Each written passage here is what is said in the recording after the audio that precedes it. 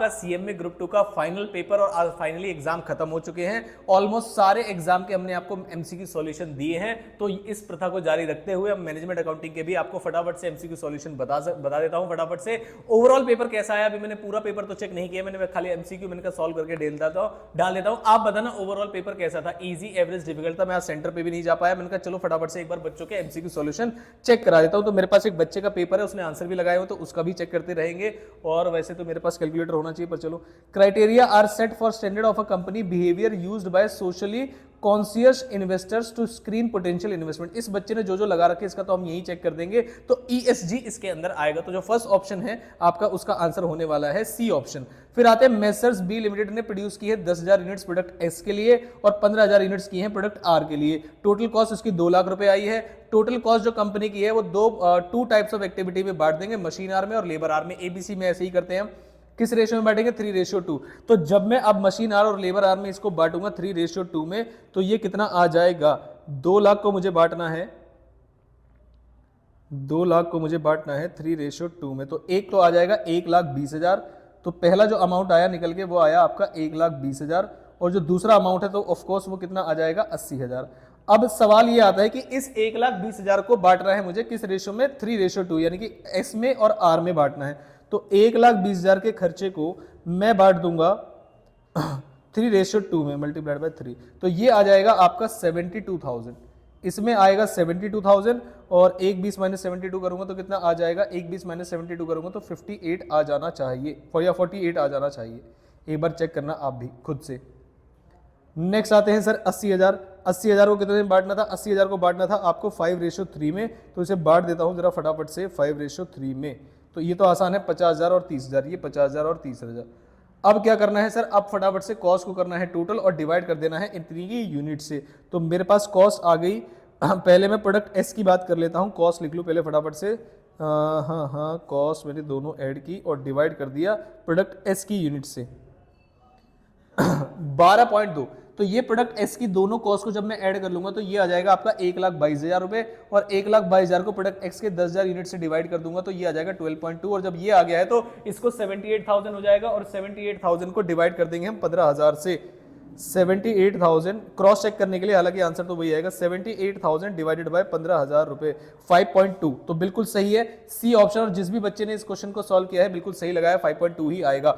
Next आते हैं हमारे, which of the following is the main cost driver of a customer order processing. तो order value उसने बिल्कुल ठीक लगाया और कोई भी दिक्कत वाली बातें नहीं है। नेक्स्ट आते हैं, मैसेज जिम्रा लिमिटेड सोल्ड की है उसने 65,000 यूनिट्स ऑफ अ प्रोडक्ट, और 80 रुपए की उसकी जो क्या नाम है पर यूनिट सेलिंग प्राइस है। पीवी रेशियो 20% है, फिक्स कॉस्ट 640 है। आपको मार्जिन ऑफ सेफ्टी की यूनिट्स निकालनी है, और जब भी यूनिट्स निकालनी है तो आपको पता होना चाहिए कंट्रीब्यूशन पर यूनिट से आप डिवाइड करते हैं। तो मैं पहले देख लेता हूं फटाफट से, बीईपी निकाल लेता हूं क्योंकि मुझे टोटल सेल्स पता है और उसमें से माइनस कर दूंगा तो आपका बीईपी निकाल लेते हैं। पीवी रेशियो अगर 80 रुपए 20% है, सेलिंग प्राइस 80 रुपए का, तो मल्टीप्लाई कर दूंगा आपका पीवी रेशियो से, तो मेरे पास कंट्रीब्यूशन आ जाएगा, और कंट्रीब्यूशन आ गया ₹16। यहां से जो भी यूनिट्स आएंगी मेरी वो होंगी बीईपी यूनिट्स, और मेरे पास जो मार्जिन ऑफ सेफ्टी की यूनिट्स है उसे मैं टोटल यूनिट 65,000 में से बीईपी की यूनिट्स को जब माइनस कर दूंगा तो मेरे पास आंसर आ जाएगा। तो फटाफट से पहले मेरे पास आज के समय पे कैलकुलेटर तो होना चाहिए था। चलो, तो 6,40,000 डिवाइड कर देता हूं मैं इसे 16 से, तो 40,000 आ गए। तो इसमें मैं डायरेक्ट 40,000 यूनिट्स माइनस कर दूंगा तो मार्जिन ऑफ सेफ्टी की सेल आ जाएगी। और आई होप आपको ये फॉर्मूला पता होगा, ग्रुप 1 में ही पढ़ा दिया जाता है। 25,000 यूनिट्स की सेल आएगी आपकी, और इस बच्चे ने भी 25,000 लगाया है और बिल्कुल करेक्ट है जिस भी बच्चे की ये है। नेक्स्ट कह रहे to obtain the break even point in rupees, यानी रुपीज जब हम निकालते हैं ब्रेक इवन पॉइंट को, टोटल फिक्स कॉस्ट को डिवाइड किससे किया जाता है? मैंने कहा जब रुपीज में निकालते हैं तो पीवी रेशियो से किया जाता है, और जब यूनिट्स में निकालते हैं तो कॉन्ट्रीब्यूशन पर यूनिट से निकालते हैं, जो कि अभी हमने किया था। तो किसके अंदर लिखा हुआ है? PV ratio. तो ये वाला पार्ट भी इस बच्चे का सही है जिसने भी ये निकाला है। नेक्स्ट, मेसर्स लिमिटेड ऑपरेट करते हैं सिंगल शिफ्ट में। स्टैंडर्ड प्रोडक्शन जो है 8 यूनिट्स की पर शिफ्ट में होती है, 8 घंटे की। 8 घंटे में 8 यूनिट्स बनाई जाती हैं, जिसका मतलब 1 घंटे में 1 यूनिट बन जानी चाहिए थी। ये हमने स्टैंडर्ड निकाल लिया है, और रेट जाता है 200 रुपए पर घंटे का। एक्चुअल जो प्रोडक्शन हुई है वो 5 यूनिट्स पर शिफ्ट में बनी है, यानी 8 घंटे लगा के आपने 5 यूनिट्स बनाई है। कंपनी ने अलाउ किया है 1 आवर का लंच ब्रेक के लिए। एक्चुअल रेट ऑफ लेबर जो है 210 है। आपको लेबर एफिशिएंसी निकालनी है, और जब जब बच्चों को लेबर एफिशिएंसी निकालनी होती है और मल्टी प्रोडक्ट नहीं होते तो L1 L2 लिखते हैं। L1 N2 में हम क्या करते हैं, स्टैंडर्ड रेट मल्टीप्लाइड बाय आपका standard hours for actual output, और फिर हम लिखते हैं यहाँ पर standard rate multiplied by actual hours. अब आते हैं यहाँ पर जरा फटाफट से, स्टैंडर्ड रेट कितना गिवन है मुझे, स्टैंडर्ड रेट 200 है, तो यहाँ पर 200 ही रहने वाला है और यहाँ पर भी 200 ही रहने वाला है। अब आते हैं एक्चुअली आवर्स उसने कितने लिए है, तो 5 घंटे जो है उसके, यहाँ पर काफी सारे बच्चों का गड़बड़ आ सकता है कि 5 घंटे जो है, 5 घंटे लगने चाहिए थे 5 यूनिट्स बनाने के लिए, और 1 घंटा ब्रेक का अलाउ कर दिया है। तो अगर किसी बच्चे ने ब्रेक को कंसीडर किया होगा तो यहां पर लिखा होगा 6 आवर्स, और स्टैंडर्ड आवर्स फॉर, ये तो एक्चुअली आवर्स है, standard hours for actual output आ जाते हैं हम फटाफट से कि 5 यूनिट बनानी थी, 5 यूनिट अगर बनानी थी तो कितने घंटे लगने चाहिए थे, तो 5 यूनिट बनानी थी तो आपको 5 ही घंटे लगने चाहिए थे। तो standard hours for actual output हो गए 5 घंटे, और आपने ले कितने लिए हैं फटाफट से, उसने कहा पूरे 8 घंटे लगाए इस गधे ने और उतना ही टाइम लगाया। अरे भाई क्या हो गया, तो 8 घंटे। तो यहां पर जब मैं डिफरेंस निकालूंगा, लेकिन प्रॉब्लम क्या आएगी, आपको लंच ब्रेक की प्रॉब्लम आएगी। तो जिसने लंच ब्रेक को कंसीडर किया होगा, कंसीडर नहीं किया होगा, उसका जो आंसर आ रहा होगा वो आ रहा होगा आपका 200 इंटू 3 के हिसाब से 600 आ रहा होगा, जिसने लंच ब्रेक को कंसीडर नहीं किया, ठीक है, 600 आवर्स। और जिसने लंच ब्रेक को कंसीडर किया होगा तो वो यहाँ पे 6 घंटे के हिसाब से सॉल्व करेगा, और जिसका आंसर आएगा 400 रुपए। तो इस पॉइंट में 2 आंसर पॉसिबल हैं, बी वाले और डी वाले। जो जिनका भी आंसर बी आया है इसका मतलब उन्होंने लंच ब्रेक को कंसीडर नहीं किया है, और जिनका भी आंसर ये आया है उन्होंने लंच ब्रेक को कंसीडर किया है। आपने बताना आपने क्या किया है। Next, Which one of the following is not considered as method of transfer pricing? करें इनमें से ट्रांसफर प्राइसिंग कौन सी होती है, नेगोशिएटेड ट्रांसफर प्राइसिंग होती है, मार्केट प्राइस ट्रांसफर प्राइसिंग होती है, फिक्स कॉस्ट वाली कोई नहीं होती। जो आंसर है वो सी है। जिस भी बच्चे का है, मैं अभी नाम भी बताऊंगा लास्ट में किसका है ये। What is the name given to a budget that has prepared been re-evaluating activities and comparing the incremental cost those activities with the incremental benefits? तो इस बच्चे ने इसे the name given to budget that is prepared by re-evaluating, दोबारा से हमने revalue किया activity को और कंपेयर किया है इंक्रीमेंटल कॉस्ट को of those activities with incremental benefits. Zero base budgeting का नहीं लग रहा क्या इसको? आप बताना आपने क्या लगाया, बच्चे ने फ्लेक्सिबल लगाया है। What is the name given to a budget that has been prepared by re-evaluating the activities and comparing the incremental cost of those activities with incremental benefits? Doubt, आप बताना आपने क्या लगाया है, जीरो लगाया है या फ्लेक्सिबल लगाया है, चेक करते हैं, आप लोग बताना मुझे, ठीक है। नेक्स्ट कह रहे WDV जो फिक्स एसेट्स की है, जो भी कंपनी है वो 22,50,000 रुपए है। कंपनी ने सोल्ड की है असेट ड्यूरिंग द ईयर, और 2.5 लाख रुपए की असेट सोल्ड कर दी उसने 2,75,000 रुपए में। अदर इनकम जो थी वो 2 लाख रुपए थी। ROI क्या होगी कंपनी की? तो इसमें 2 तरीके होते हैं ROI निकालने के। एक तरीका होता है एवरेज इन्वेस्टमेंट से, और एक तरीका होता है इनिशियल इन्वेस्टमेंट से। इनिशियल इन्वेस्टमेंट से तो एवरेज इन्वेस्टमेंट से करेंगे तो आंसर अलग आएगा, इनिशियल इन्वेस्टमेंट से करेंगे तो आंसर अलग आएगा।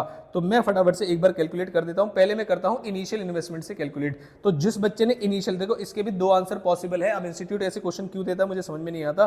22,50,000 रुपए की आपकी इनिशियल इन्वेस्टमेट थी, और आपने ड्यूरिंग द ईयर 2 लाख रुपए की इनकम कमाई, एक तो अलग से जो दी हुई है, प्लस आपने जब ये सेल किया जिसकी WDV 2.5 लाख रुपए की थी और बेची है 75,000, तो इसे मैंने फटाफट से कर दिया है 25,000। तो 2,25,000 रुपए आपने कमाए हैं, 2,25,000 रुपए आपने कमाए हैं। और अगर आप इनिशियल इन्वेस्टमेंट से 22,50 से डिवाइड करते हैं और मल्टीप्लाइड बाय 100 कर देते हैं, तो आपने 2,25,000 रुपए कमाए, 2.25 लाख आपने कमाए, और लगा दिए आपने इनिशियल इन्वेस्टमेंट के बेसिस पे, मैं बता रहा हूं आपको, लगा दिए आपने 22.25 लाख और मल्टीप्लाई कर दिया है 100 से। तो उसके हिसाब से जो आंसर आना चाहिए वो 10% आना चाहिए। जिस बच्चे ने एवरेज इन्वेस्टमेंट के बेसिस पे किया है, क्लोजिंग पे किया हो तो मुझे पता नहीं, क्लोजिंग में तो आंसर नहीं आएगा आपका। जिस बच्चे ने एवरेज इन्वेस्टमेंट के बेसिस पे किया है तो उसका आंसर अलग आएगा। मैंने आपको जो आंसर बताया वो इनिशियल इन्वेस्टमेंट के बेसिस पे बताया है। Next, which one of the following formula calculating ROI residuary income के लिए चाहिए होता है? तो डिविजनल प्रॉफिट के लिए पर कैपिटल चार्ज और डिविजनल इन्वेस्टमेंट, तो इस बच्चे ने बिल्कुल ठीक लगाया है। The theory of learning curve will only hold good if the following conditions apply. कौन सा? टास्क मस्ट बी रिपीटेटिव, और product must be an early stage so that there is room for improvement, बिल्कुल ठीक है। There is inconsistency performance, तो negative है। तो D point जो है उसका सही आंसर इस बच्चे ने भी ठीक लगाया है। नेक्स्ट क्वेश्चन पे आते हैं। Zion Limited is currently manufacturing a component of finished product by ready available market 25 रुपए की। इन हाउस जो मैन्युफैक्चरिंग कॉस्ट है कंपनी की, उसके अंदर आता है 10 रुपए का मटेरियल। तो मैं पहले लिख लेता हूं, 10 रुपए का मटेरियल आता है आपका, ठीक है।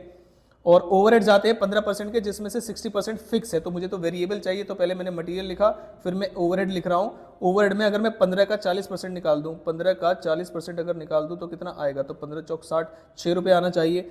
और कह रहे कंपनी डिसाइड करती है बाय करने के लिए कंपोनेंट में instead of buy in house और can be use for another component fetching a contribution of 12%। तो इसका मतलब ये जो अपॉर्चुनिटी लॉस आपकी कंट्रीब्यूशन की है वो 12 पर यूनिट की है। इन सभी को आप ऐड कर दीजिए, आंसर आपका आ जाएगा। तो 10 + 6 16 और 2 28।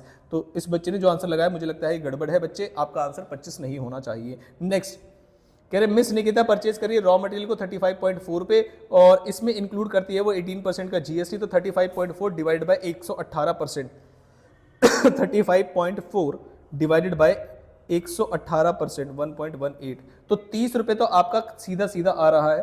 फिर उसके बाद उसने कहा मशीन आर रेट 576 है। The product manufactured is specialised device having the facility of manufacturing 2 products at a time. The cycle per shot is 25 second. Cost of production बतानी है आपको। तो अगर मैं इसमें सेकंड्स में निकालूंगा तो मुझे 1 घंटे में पहले सेकंड्स पता होनी चाहिए। तो 1 घंटे में कितने सेकंड्स होते हैं, 3600, और उसमें से फिर उसने कहा 1 यूनिट बना लेते हैं तो ये हो जाएंगे 1800, 2 बना लेते हैं ना, और उसके बाद 25 सेकंड 1 में लगते हैं। तो जो आंसर आना चाहिए, बच्चे ने बिल्कुल ठीक निकाला है, बच्चे ने बिल्कुल ठीक निकाला है, 32 आंसर आना चाहिए। आप बताना आपका क्या आंसर आया। ठीक है, ये था हमारा कौन सा क्वेश्चन, ये था हमारा 13th क्वेश्चन। उसके बाद 2 थ्योरी क्वेश्चन है और उसमें कोई दिक्कत वाली बात नहीं है। कह रहे according to DuPont model the main functional parameters जो है इक्विटी के, क्या वो ऑपरेटिंग परफॉर्मेंस है, क्या वो असेट यूसेज परफॉर्मेंस है, क्या वो फाइनेंशियल लिवरेज है। तो सारे ही होते हैं। नेक्स्ट आते हैं, which of the following is not true, यानी कि इसके अंदर कौन से ट्रू नहीं है। कह रहे marginal costing is a system of costing, बिल्कुल ठीक है। Key factor is important in setting the profitability, बिल्कुल ठीक है। Under marginal costing technique fix cost are charge off to the revenue fully during the period in which they are incurred but not taken into account for valuing the inventories, बिल्कुल ठीक है। Only variable cost is taken into account for the valuation of inventory. तो बचा ही D है लेकिन फिर भी पढ़ लेते हैं। कह रहे प्लांट एंड मशीनरी डेप्रिशिएट ज्यादा जल्दी हो जाएंगी व्हेन केप्ट आइडल। आइडल का मतलब है उसे यूज ना रखें, खाली रखें। तो अगर आप प्लांट एंड मशीनरी को खाली रखेंगे तो क्या जल्दी डेप्रिशिएट हो जाएगी, आंसर इज नो। तो डी आंसर जो है उसका सही होना चाहिए। तो ऑलमोस्ट मैंने आपको सारे आंसर बता दिए हैं। एक पॉइंट पे जिसमें अजम्पशन कुछ और हो सकती है एवरेज इन्वेस्टमेंट की, वो आप अलग ले लेंगे। अदरवाइज आप मुझे बताना आपका एमसीक्यू स्कोर कैसा रहा, ओवरऑल पेपर कैसा रहा, ये भी मुझे बताना, मुझे इंतजार है आपके रिव्यू का, क्योंकि मैं एग्जाम सेंटर पे नहीं जा पाया था। एक इंपॉर्टेंट अनाउंसमेंट है सारे बच्चों के लिए, वो देख लीजिए कि जिन भी बच्चों के ग्रुप 1 या ग्रुप 2 जैसे बोथ एग्जाम थे आपके, तो उसमें हम कुछ अनाउंसमेंट लेके आए हैं आपके लिए कुछ क्लासेस की। सारे बच्चे ध्यान से देखेंगे। सारी जो क्लासेस है आपको 50% ऑफ आज रात 12 बजे तक मिल जाएंगी इस वाली वेबसाइट पे kdcclasses.in पे।